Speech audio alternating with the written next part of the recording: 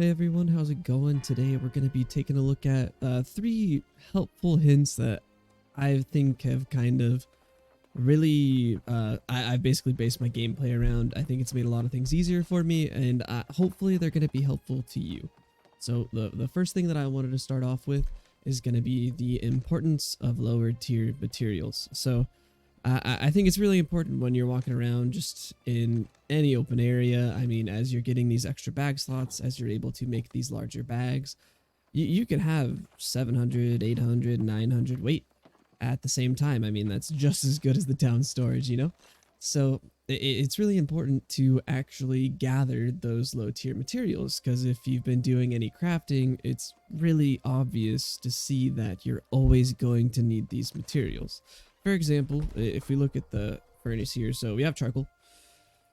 This, you could make charcoal out of any wood. I mean, don't really see any reason for you to cut wood for charcoal, but if you want to, you can. But for example, iron is the first tier metal that you can make. Just takes iron ore, okay? When you move up to steel, steel takes charcoal and it takes iron. So, great. This is your tier 2 metal, very simple to find. I mean, iron's kind of all over the place. In previous videos, I've shown you a good run for that. And you'll find it pretty easy to find this stuff. When you move up to star metal is going to take star metal ore. It's also going to take steel ingots. So to make steel ingots, you need iron. And, you know, now we're getting into this. You see you go down even further into the orichalcum. It's going to take star metal ingots. To make star metal ingots, it's going to take steel. To make steel, it's going to take iron. And, you know, I know there's those people that are just going to be purchasing this stuff. If, you know, you have a ton of money and you're more focused on leveling and, you know, finding items in dungeons and selling those, hey, more power to you. If you're the type of person that's going to buy a lot of the resources, you're the people that let the crafters and the gatherers actually play the game. So, fantastic. I love it. But this is going to cost a lot, and at least in the beginning, you know, as the game goes on, it's not going to be as bad. But you need to realize that in every single one of these crafting stations, everything works the same. So linen, you need fibers. For sateen, you need linen. And for linen, you need fibers. For silk, we're going to need silk threads and sateen. So that means you need linen, which means you need fiber. And when you get up to the highest tier, infused, well, highest tier is technically phoenix weave, but as you see, you know, you need silk to make infused silk, and to make silk you need sateen. To make sateen you need linen. So on and on. This happens in every single crafting station basically, and you're not going to be able to get away from it. So if you want to buy those items, feel free. I just feel like it makes it a much more enjoyable and fun time if you're just gathering everything you see. I think you're going to get a lot more playtime out of the game, but to each their own.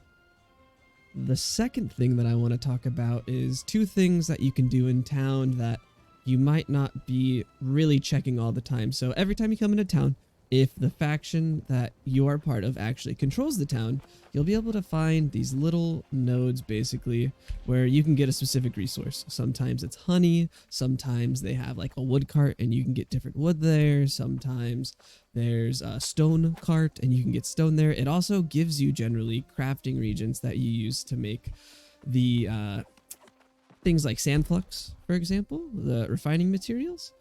So it's just, or not the things to make sand flux, apologies, you get sand flux, but it's one of those things where you're teleporting to towns constantly. So there's no negative in grabbing these. I mean, it might not really seem like a lot at the time, but slowly over time, you just get used to stopping by and grabbing those. It's going to work out. And it's definitely just not detrimental at all. It's going to take you about 5 seconds. So there's really no negative to it. The other thing that I want to talk about is when you're in town, you know, these quests, they have you go back and forth so many times. You're traveling all over the place. And, you know, there's the project boards in all these towns, and they have different quests in here. So I think it's really important to just take a look at these quests every time you go into town, just to see if, you know, you're out there like me and you're gathering things the whole time. 50% of the times there's at least 1 or 2 quests that you can do, or you could complete by crafting the materials that you need to complete them. So it's like, we have this, we have the armor, we got deliver water, which is pretty simple. It's not going to give you a ton of experience or anything like that, but all of these things, if you're just gathering for the most part, you're going to be able to create these, you're going to be able to finish these quests. And it's like, I know you look at them, a lot of them aren't a ton of experience. This one is. That's just because this is a pain, kind of. You don't have 100 logging. But like, for example, I could do this right now, and 7,300 experience, that's a fat chunk of experience. And all it would take me is turning around and going and doing it. And sometimes these are pretty simple if you can actually have the crafting levels. You can just go to the marketplace and buy the materials you need to craft it and finish them. So I think it's really important to actually stop by at these quest boards and see if there's anything you could do really fast before you leave, because every single town is going to have different quests, and you're going to be visiting so many different towns. They refresh, I think it's like either every 30 minutes. It's my guess. I'm not 100% sure on that, so double check me there. But it's just something that's free experience if you actually are taking the time to do it. The last thing that I want to take a look at, and something that I think is just, maybe I'm not just seeing enough people do it, but I think it's very underrated, and I think that's just the importance of cooking in this game. There's several things where cooking is just so helpful.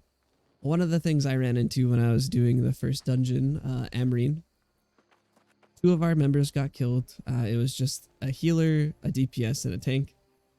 And if it wasn't for food, I would not have been able to finish.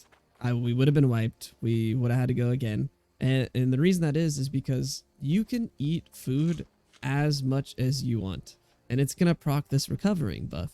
I have the level 50 light meal. It's super simple to get level 50, super easy to make these also.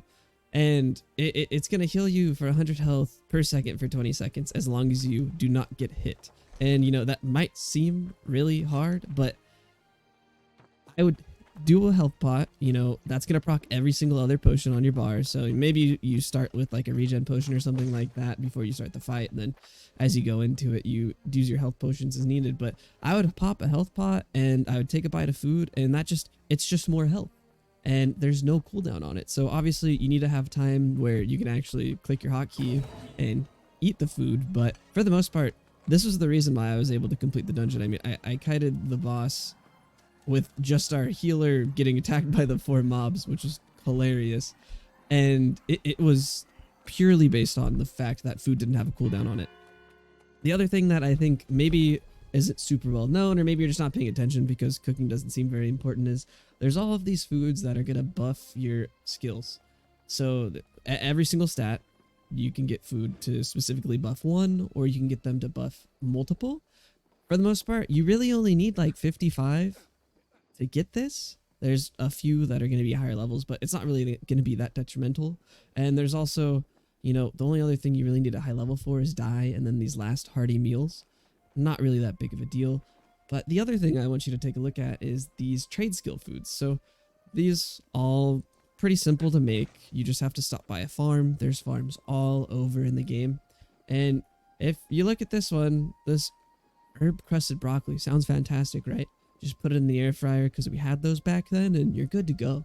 And it's gonna increase your gear score for when you're weaponsmithing. And if you're trying to craft that one weapon, you just finally got enough mats to make it, and you can only make it once. Obviously, if you're able to make a ton, or maybe that could just be what you're going for, you're going to make a ton to sell, this could directly impact how great that item's going to be. I think it's even more important when it comes to luck. So this food, it's going to give you an increased luck for specific skills. Carrots do specific thing like skinning, you know, cabbage got our logging, and then potatoes for miners because that's all miners eat apparently. And this is going to impact all of those rare materials that I've honestly, I have the title for the master miner. That's to mine over 30,000 single items, and I have never seen one speck of fey iron or void metal or anything like that. And I don't have any specific luck gear. I have a couple, but it's only like a 3 to 4% increase. This is going to do way more for you. I think the time they give you is extremely fair. I mean, 25 minutes for this, you're going to be able to fill your bags up maybe twice if you're actually being very active on a really good run. So I think this is extremely great. If you haven't really been paying attention to it, definitely look into it. For all of these, the highest you need to go is 20. So this will be the max you can go is 1400. And 20 cooking is going to take you like 5 minutes in the beginning. So it's really not that big of a deal. If you're trying to level it up as fast as possible, you're going to make these recovery foods. All of these other ones, they barely give you any cooking in comparison to how hard it is to actually get these materials. Whereas these meals up here, it's super simple because you can actually just choose, you have to choose one meat, and then you can choose things like berries. What I use is honey.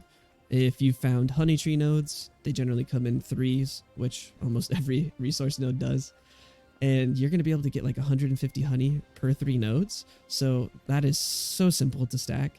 And you can also use berries. And berries, they're found in abundance. I mean, around Amarine, there's blueberries all over the place. You can get several hundred very quickly. So if you just get honey or blueberries or berries in several hundreds, I went from level 60, I believe 65, to what it is right now, 114, by making 500 of those at the same time. So, you know, you got overburdened and everything, but it's very, very simple. You just have to take like 20-30 minutes to actually gather all of that. If you want, you can check out my video that had a couple spots for gathering professions. The boar area, that is going to be easily the fastest way to just get pork. You can also just buy it. It's not very expensive. And if you just want to get this up as high as possible, as quickly as possible, you can do that every single time with this level 51 right there. So that's going to be everything, guys. If there's anything that you are aware of that might be helpful that you just want to let everybody else know, definitely leave it down below. If you have any suggestions or any other ideas for basically like materials that you're having issues finding, definitely let me know. I'm happy to make another video on that. But for the most part, greatly, greatly appreciated. I've been having so much fun making these videos, and I've loved all the support. And with that, have a great rest of your night.